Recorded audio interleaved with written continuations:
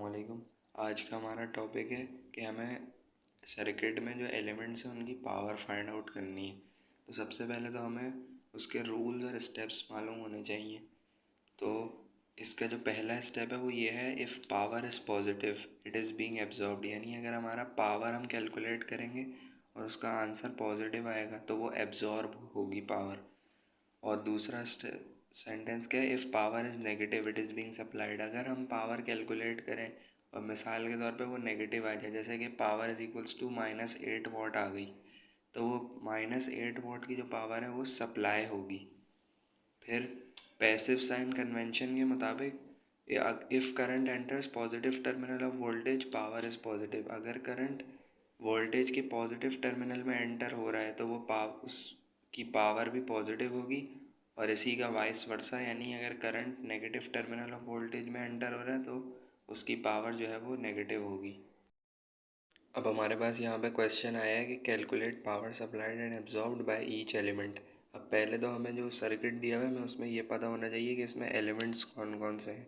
तो एक ये है एलिमेंट, एक ये 1 2 3 और 4 4 एलिमेंट्स दिए हुए हैं हमें इसमें। ये वोल्टेज सोर्स है, ये करंट सोर्स है और ये दो एलिमेंट्स हैं। तो अब हम इसकी पावर असाइन कर देते हैं। ये जो इसको मैं P1 कह देता हूँ, इसको P2 कह देता हूँ, इसको मैं जो हूँ 8 वोल्ट को P3 कह देता हूँ और इस वो करंट सोर्स को मैं P4 बोल देता हूँ। और असाइन करने के बाद अब मुझे करंट की डायरेक्शन मालूम करनी है। तो मुझे इस सर्किट में दो चीज़ों से करंट की डायरेक्शन मालूम हो रही है, एक इस एरो से और एक जो करंट सोर्स है यहाँ से। तो यहाँ से करंट इधर ट्रांसफ़र होगा और इधर से करंट इस तरफ आएगा। तो जब ये दोनों इधर से फिर इधर आ जाएगा, फिर ये सी फिर नीचे की तरफ आके ये करंट यहाँ से डिस्ट्रीब्यूट होके वापस इस तरह रिसाइकिल हो जाएगा। यहाँ पर भी ये करंट इधर आके इस करंट सोर्स के अंदर फिर जाएगा। अब मुझे यहाँ पर करंट की डायरेक्शन भी पता लग गई। अब मेरे पास जो एलिमेंट्स हैं मैंने उसको पोलैरिटीज़ के साइन देने, यानी प्लस और माइनस। तो मैं जो एलिमेंट्स दिए हुए हैं उसमें मैं करंट एंटरिंग को पॉजिटिव कंसिडर कर लूँगा और करंट लीविंग को नेगेटिव। तो यहाँ पे करंट इसमें P2 में पॉजिटिव इधर से एंटर हो रहा है तो इसको मैंने पॉजिटिव ले लिया, इसको नेगेटिव। इधर इधर एंटर हो रहा है तो पॉजिटिव ले लिया और इधर नेगेटिव। अब ये चूँकि करंट करंट सोर्स है तो इधर मैं एंटरिंग को नेगेटिव कंसिडर करूँगा और लीविंग को पॉजिटिव। अब मैं फार्मूला लगा के सीधा सीधा पावर कैलकुलेट कर लूँगा। तो अब पावर का मेरे पास फार्मूला होता है P is equals to VI। तो अब यहाँ पे जैसे कि ये वोल्टेज सोर्स दी हुई है तो पहले मैं इसका P1 is equals to V1 I1। तो इसका वोल्टेज मुझे दिया हुआ है 20 वोल्ट्स और करंट जो है वो इसका मेरे पास आ रहा है 5 एम्पेयर, क्योंकि यहाँ से भी ये करंट सीधा वही जाएगा। लेकिन मुझे यहाँ एक और बात नज़र आ रही है कि यहाँ से एंटर जो हो रहा है वो नेगेटिव टर्मिनल में एंटर हो रहा है। तो यहाँ पे जो वोल्टेज है इसको मैं प्लस लेने के बजाय क्योंकि मैंने यहाँ पर जो सपोज़ किया था वो एंटरिंग को पॉजिटिव किया था, लेकिन यहाँ पर ये नेगेटिव आ रहा है तो मैंने यहाँ वोल्टेज को नेगेटिव लिखना है। तो अब इसको मैं सॉल्व करूँगा तो 2 5 10, तो ये हो जाएगा -100 वोल्ट्स, सॉरी -100 वाट हो जाएगा। फिर इसके बाद मैं P2 फाइंड आउट करूँगा तो वो मेरे पास V2 I2 हो जाएगा। तो V2 मेरे पास इसमें यहाँ पर 12 वोल्ट्स है और वो पॉजिटिव है। और फिर I2 करंट जो मेरे पास है वो 5 एम्पेयर जाएगा इस सोर्स में, इस एलिमेंट के अंदर। इसको जब मैं सॉल्व करूँगा तो 12 5 60 वाट। फिर मैंने P3 इस एलिमेंट की पावर को कैलकुलेट करना है तो वो मेरे पास आ जाएगी V3 I3। अब इसका V3 है 8 वोल्ट्स और पॉजिटिव है। तो यहाँ पर का जो करंट है वो यहाँ पे 5 एम्पेयर नहीं हो सकता। क्यों? क्योंकि यहाँ से 5 एम्पेयर भी एंटर हो रहा है और इधर से जो करंट आ रहा है वो भी एंटर हो रहा है। तो इधर का और इधर का इन दोनों को ऐड करूँगा तो वो करंट यहाँ आ रहा है। तो यहाँ से तो 5 मुझे पता है, लेकिन यहाँ का मुझे करंट नहीं मालूम।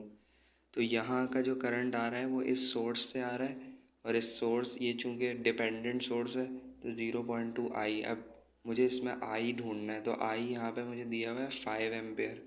तो मैंने इस सोर्स का करंट मैं इजीली फाइंड आउट कर लूँगा। 0.2 आई की जगह 5 रखूँगा, फिर इसको मैं जब मल्टीप्लाई करूँगा तो मेरे पास आएगा 1 एम्पेयर। मुझे इस करंट सोर्स का, इस डिपेंडेंट करंट सोर्स का वो करंट जो है वो पता लग गया है, वो है 1 एम्पेयर। तो अब मैं देखूँ कि यहाँ से मेरे पास इधर 1 एम्पेयर ऐड हो रहा है और यहाँ से 5 एम्पेयर। तो 1 + 5, इन दोनों का एडिशन ये है, और ये इधर जाके 6 एम्पेयर का करंट इधर आ रहा है। तो P3 की जो एलिमेंट में जो करंट एंटर हो रहा है वो 6 एम्पेयर का करंट है। तो 8 6 48 वॉट्स। इसकी जो पावर है वो है 43। अब मेरे पास जो फोर्थ एलिमेंट है या जो फोर्थ सोर्स है वो ये है। अब मुझे P4 की पावर मालूम करनी है, तो इसका होगा P4 = V4I4। अब मुझे इसका वोल्टेज मालूम करना है। तो वोल्टेज हमें कैसे पता लगेगा? जैसा कि हमें पता है कि पैरेलल में वोल्टेज सेम रहता है। तो इस करंट सोर्स के पैरेलल में ये वाला एलिमेंट है, तो इसका वोल्ट है 8 वोल्ट। तो जाहिर है इसके जो पैरेलल है उसका भी वोल्टेज 8 होगा। तो यहाँ पर 8 V4 जो है वो हमारे पास 8 होगा, लेकिन V4 -8 होगा। क्यों? क्योंकि यहाँ करंट जो एंटर हो रहा है वो नेगेटिव टर्मिनल पे एंटर हो रहा है। तो यहाँ पे -8 आ जाएगा। और I4, इसका करंट जो है वो हमें पहले ही निकाल चुका हूँ, 0.2 आई था। तो आई मैंने यहाँ से देख के 5 पुट करा था, तो 0.2 × 5 1। तो I4 जो है वो है इसका 1। फिर इसको सॉल्व किया तो -8 वॉट। ये मैंने चारों एलिमेंट्स की पावर कैलकुलेट कर ली। अब अगर हमें क्रॉस चेक करने के वेदर हमने ये पावर जो कैलकुलेट की है वो सही करी है या नहीं, तो मैं इन चारों जितनी भी इसमें एलिमेंट्स की पावर है उन सबको ऐड कर दूंगा। और फिर ऐड करने के बाद मेरे पास जो उसका आंसर आना चाहिए वो 0 आना चाहिए। तो मैं इन चारों पावर्स को ऐड करके देखता हूँ कि 0 आंसर आ रहा है। अगर 0 आएगा तो यानी वेरीफाई हो जाएगा कि मैंने सही पावर कैलकुलेट की है। तो -100 + 60 + 48 - 8। अब जब मैं इसको सॉल्व करूँगा, -100 + 60 + 48 -8, तो मेरे पास आंसर इसका 0 आएगा। तो इसका मतलब कि जो मैंने इस सर्किट के तमाम एलिमेंट्स की पावर कैलकुलेट की है वो बिल्कुल सही कैलकुलेट की है। बस ये नेक्स्ट क्वेश्चन वही उस जैसा ही है कि calculate power supplied and absorbed by each element. अब हमने वही इसमें पहले पावर एलिमेंट्स देखने कितने हैं, तो 1 2 3 4 4 एलिमेंट्स हैं। तो इनकी पावर को असाइन कर देते हैं। इसको मैं P1 बोल देता हूँ, इसको P2, इसकी पावर P3 और इसकी पावर P4। अब मुझे इसकी करंट की डायरेक्शन देखनी है कि किधर करंट फ्लो हो रहा है। तो मुझे इसमें कोई करंट सोर्स मुझे दी हुई नहीं है, 2 वोल्टेज सोर्स है। सिर्फ मुझे यहाँ से इसका पता लग रहा है कि इधर करंट मूव हो रहा है। तो इधर करंट मूव होने का मतलब ये करंट इधर से आ रहा होगा, इधर डिवाइड होगा और इधर डिवाइड होगा, फिर ये इधर से दोबारा रिकनेक्ट होके यूँ पूरा सर्किट में फ़्लो करता रहेगा।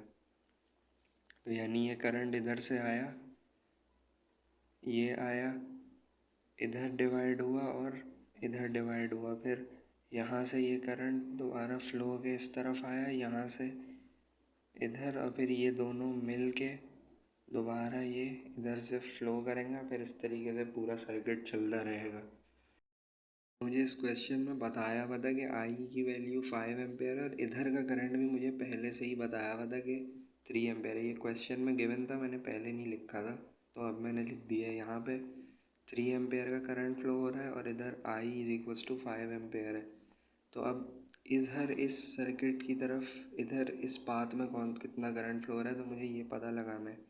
तो यहाँ से ये करंट इधर आया 5 एम्पेयर का, इधर 3 एम्पेयर आ रहा है। तो इधर और इधर का करंट जब ऐड होगा तो फिर ये इधर फ्लो कर जाएगा, तो 5 + 3 हो जाएगा 8। तो इस सर्किट में जो करंट फ्लो हो रहा है वो हमारे पास हो जाएगा 8 एम्पेयर का। नेक्स्ट स्टेप है कि मुझे एलिमेंट्स की पोलैरिटीज सेट करनी है। तो ये दो की तो वोल्टेज सोर्स है, इनकी तो लगी हुई हैं। अब इस एलिमेंट की एंटरिंग को मैं पॉजिटिव कंसिडर कर रहा हूँ और लीविंग को नेगेटिव कंसिडर कर रहा हूँ। लास्ट क्वेश्चन में देखा था कि अगर हमें एक वोल्टेज सोर्स और एक एलिमेंट दिया हुआ है तो उसके दरमियान जो पाथ के में जो पोलैरिटीज़ होंगी वो एक एंड और उसके दूसरे एंड, इन दोनों की पोलैरिटीज़ बिल्कुल सेम होंगी। यानी इधर भी अगर प्लस है तो इसकी जो एलिमेंट होगा इधर भी प्लस होगा, चाहे वो हम एंटरिंग पॉजिटिव ले रहे हों या नहीं ले रहे हों। सेम इधर भी मैं वही काम करूँगा। मैं इधर एंटरिंग को पॉजिटिव ले रहा था और लीविंग को नेगेटिव, तो इस हिसाब से तो मुझे यहाँ पॉजिटिव रखना है, यहाँ नेगेटिव। लेकिन चूँकि इधर वोल्टेज सोर्स है और इन दोनों का जो कनेक्शन पॉइंट है इन दोनों की सेम पोलैरिटीज़ होनी चाहिए, तो इसी वजह से मैं यहाँ पॉजिटिव नहीं लगाऊंगा, मैं इधर पॉजिटिव लगाऊंगा और इधर नेगेटिव। सारे एलिमेंट्स की पावर कैलकुलेट करना स्टार्ट करता हूँ। P1 = V1I1 होगा फॉर्मूला। तो इसकी वोल्टेज जो है वो है 5, लेकिन यहाँ एंटर जो हो रहा है वो नेगेटिव टर्मिनल से हो रहा है, तो V1 हो जाएगा -5 वोल्ट्स। और जो करंट यहाँ पे फ्लो कर रहा है वो 8 एम्पेयर का करंट फ्लो कर रहा है, तो यहाँ करंट हो जाएगा 8। तो 8 × 5 = 40, तो ये हो जाएगा -40 वॉट्स। अब मैं P2 पे आया। P2 = V2I2। तो यहाँ पे V2 जो मुझे दी हुई है वो 2 वोल्ट है और एंटर जो हो रहा है वो भी पॉजिटिव टर्मिनल से +2 वोल्ट है। और करंट जो है वो यहाँ पर वही 8 एम्पेयर फ्लो कर रहा है इस वोल्टेज सोर्स में, तो वहाँ 8, तो 8 × 2 = 16 वॉट। अब P3 इसी तरीके से कैलकुलेट करूँगा। तो मुझे यहाँ पे करंट तो मुझे पता है कि 3 है, लेकिन वोल्टेज नहीं पता। तो मैं इसको 2 तरीक़ों से कर सकता हूँ मालूम है। एक तो 0.6I ये डिपेंडेंट सोर्स है, तो I की मुझे ये वैल्यू दी हुई है, तो मैं क्या करूँ कि 0.6 × 5 3 वोल्ट।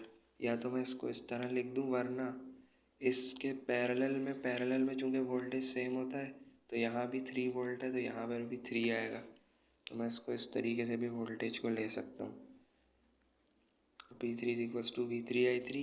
V3 पैरेलल में देख लूँगा मैं तो 3 वोल्ट आ जाएगा, और करंट जो यहाँ फ्लो कर रहा है वो 3 एम्पेयर है, वो भी 3, तो 3 × 3 = 9 वॉट।